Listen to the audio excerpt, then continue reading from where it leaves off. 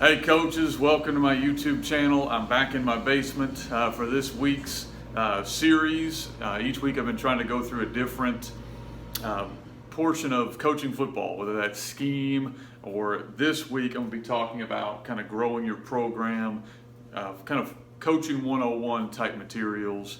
I've got a ton of information available. Of course, you can just watch these videos. You'll get some of it.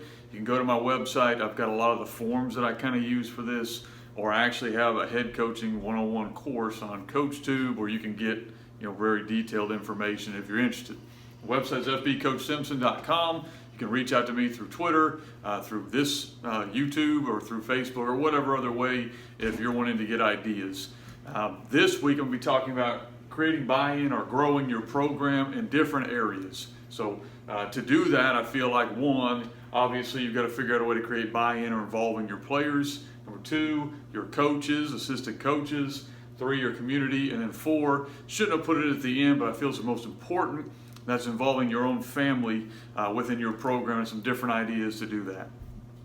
Before I get into it, I want to say that there's not an exact science, and I definitely don't have all the answers. I'm still learning a lot as I go. So I'm just sharing some things that we have done in the past, some things that I hope to do in the future that have helped along the way. So today I'm going to be talking about involving players, involving your players in your program. I've just got three real simple ones. There's a lot more. I actually just put a presentation on my website that I did for the Head Coaches Academy called Thinking Outside the Box. It's got a lot of this stuff in it, a lot more in depth. But real quickly today, the first thing I try to do as a coach, I try to identify what I call the alphas, or the natural born leaders in your program. This might not be the kid you picked, but these are the kids that you can tell pretty quickly control a lot of other kids. You need to figure out who those guys are, or if you're in another sport, who those girls are, and make sure that you are specifically mentoring them. It's not that you are going to ignore the other kids. To me, I'm responsible for everybody. But generally, working with these type of leaders is going to get your message across a lot more effectively to the rest of the team. And so we want to identify who the alphas are, make sure that they're buying into the culture we want to create, give them some tools and kind of mentor them on how to lead, and then give them a little bit of responsibility. Allow them some decision making. If it's something that's a smaller decision, allow them to meet with you. These don't have to be formal meetings. I know some coaches kind of have a system they use, and that's great. I've never been a big system guy. I just feel a lot of one-on-one conversations, but being intentional is important. So making sure that you are intentional with these type of kids, because as they go, your team will go. So if you don't get them under control or don't get them going in the same direction, there's going to be problems later on with your team.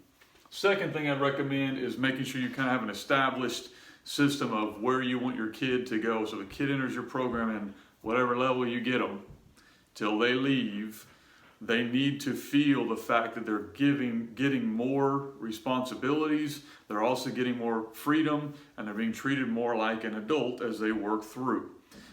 Just like as a parent, when you get your first athletes, our standard for them is a little bit lower. We really work with those kids, a lot of discipline. They don't have a lot of free choice on decisions.